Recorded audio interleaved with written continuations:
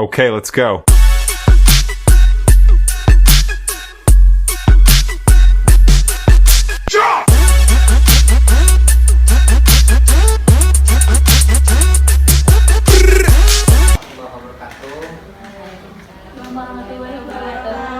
Kami mahasiswa dan mahasiswi Teknik Pertanian semester 4 melakukan observasi, bimbingan dan konseling di SMA Negeri Seturambah bersama Ibu Eka Yulian.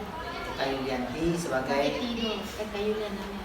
Eka Yulian sebagai guru bimbingan dan konseling di SMA Negeri Seturambah. Ada beberapa hal yang ingin kami tanyakan, Bu.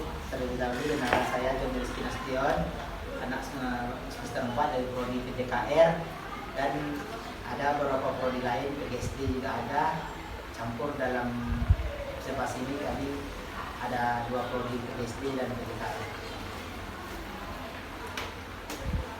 Terus saya mau bertanya, kira-kira bagaimana pelayanan bimbingan dan konseling di SMA Negeri Seturambah? Baik, kalau layanan bimbingan dan konseling itu banyak macamnya. Ada layanan individu, ada yang klasikal, ada yang kelompok, ada bimbingan karir. Jadi di dalam bimbingan ini, kalau bimbingan individu mungkin bisa saja dia bimbingan karir, tetapi dia secara individu atau ada masalah. Kemudian yang kedua, bimbingan kelompok. Kelompok itu terdiri dari beberapa orang yang lagi menceritakan masalah, keluh kesah, atau apa yang dia rasakan. Kemudian kalau klasikal biasanya itu umum. Biasanya saya menyampaikan di kelas, kemudian ngomong dengan tema apa, terus dijabarkan. Kalau karir itu pada anak kelas 12 biasanya. Kalau anak kelas 12 nanti bimbingan karirnya itu sama saya. Contohnya, nanti saya Bu nilainya begini-begini, cocoknya di jurusan apa, saya pengen jurusan ini, cocok apa enggak. Bisa pendapat lah sama mereka ya. Terus Bu, mengenai peran guru bidang studi dalam pelaksanaan bimbingan dan konseling sama guru BK gimana Bu? Oh, kami tuh semua bekerja sama. Jenjangnya ada. Awalnya guru bidang studi yang masuk ke kelas. Umpamanya contoh nih, anak sering tidur di kelas. Sudah sering dibangunkan tapi belum menunjukkan hasil. Kemudian diingatkan lagi sama guru bidang studi. Setelah itu tidak bisa masih melakukan hal yang sama, itu naik sedikit ke wali kelas. Setelah wali kelas itu tidak rampung juga dalam masalah yang sama, baru ke BK. Setelah BK, kemudian belum terselesaikan atau ada beberapa observasi yang kami lakukan, kami akan melakukan kerjasama dengan wakil kesiswaan. Kalau ini Bu, mengenai bagaimana persepsi siswa SMA Negeri Seturambah ini terhadap BK itu sendiri di sekolah ini? Kalau mungkin baru masuk kan orang punya mindset nih, guru BK ini menegangkan, guru BK ini cerewet atau banyak macam lah yang mereka pikirkan. Itu karena belum ketemu bagaimana guru BK. Kan ada beberapa yang menganggap guru BK tuh judes, takut kali masuk ruang BK ini. Ketika masuk ruang BK, mereka berpikir itu masuk buku hitam. Mereka berpikir mereka berbuat kesalahan. Tidak.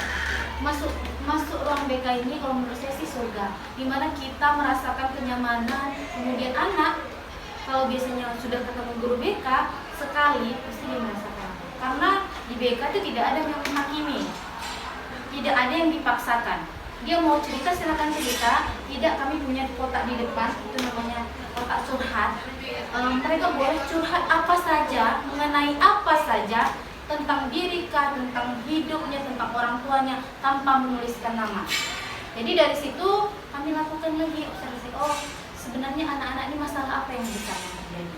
Kita kan mencari penyebabnya, bukan masalah yang hari ini. Nah, setelah itu baru kami diskusikan dengan wakil kesiswaan, kemudian dengan kepala sekolah. Nanti akan dicarikan masalah, akan dicarikan jalan keluarnya. Kalau manajemen bimbingan dan konseling seperti pelaksanaan dan pengarahan bimbingan dan konseling di sekolah SMA Negeri Seturambah itu bisa diceritakan sedikit bagaimana sih? Maksudnya manajemen seperti apa? Manajemen perencanaan program bimbingan konseling ke depannya.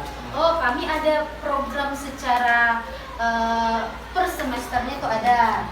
Kemudian tahunannya ada. Nah, itu biasanya kami bentuk kayak grafik. Umpamanya anak yang terlambat bukan itu saja. Berarti beda. Oh, terlambatnya karena lambat tidur nih. Tapi kalau anak yang terlambat itu saja, nanti kami akan buat grafik. Oh, apa? Ini akan dicari nih. Dicari akar-akarnya. Apa yang menyebabkan mereka terlambat. setelah itu tentu ada kemarahan dari program itu yang sudah dilakukan dan yang akan dievaluasi. Oh, kita akan mengevaluasi selalu. Dulu mungkin sebelum saya membuat ada buku di dalam itu, dan saya akan lihatkan. Kalau untuk anak kelas 10 itu sudah saya berikan satu-satu orang, dia akan merangkum bagaimana kehidupannya, orang tua dia tinggal, kemudian sakitnya apa yang. Jadi kita harus tahu, oh anak ini nggak bisa olahraga, oh anak ini nggak bisa itu, kita harus observasi. Ada kemarin kejadian gurunya nggak tahu bahwa dia tidak boleh banyak bergerak, kemudian dia nggak buat PR, disuruh push up. Biasa sih kalau di tempat kita kan masih biasa ngomong. Kemudian dia nggak bisa gerak lagi katanya, pokoknya dia nggak boleh gerak kayak gitu. Jadi ada itu yang harus kita evaluasi. Oke gini, atau ada orang yang dia memang betul-betul nggak bisa olahraga. Kalau dia olahraga dia akan pingsan karena jantungnya lah atau pernah kecelakaan. Itu yang harus kita ketahui. Jadi kalau kami di kelas 10 itu sudah tahu semua. Ini yang tidak boleh, ini yang boleh, termasuk penglihatan. Terkadang anak-anak kalau di dalam kelas mereka takut sekali. Bu, aku nggak nampak, takut bilang. Sebenarnya kalau dia bilang, Bu, saya tidak bisa melihat dari jauh, kan bisa didudukkan di depan. Jadi dari situ kami evaluasi. Oh, anak ini harus duduknya di depan. Oh, yang ini harus seperti ini. Oh, anak yang kayak gini harus menghadapi. Jadi anak ini dia unik sekali, banyak ragamnya. Cara masuk kita pun berbeda-beda. Terus setelah itu kami akan mengucapkan terima kasih kepada Pimpinan Barsiden India 19 Terlambat telah menerima kami mahasiswa semester 4 Prodi PGSD dan PPKR. Kami ucapkan kepada Ibu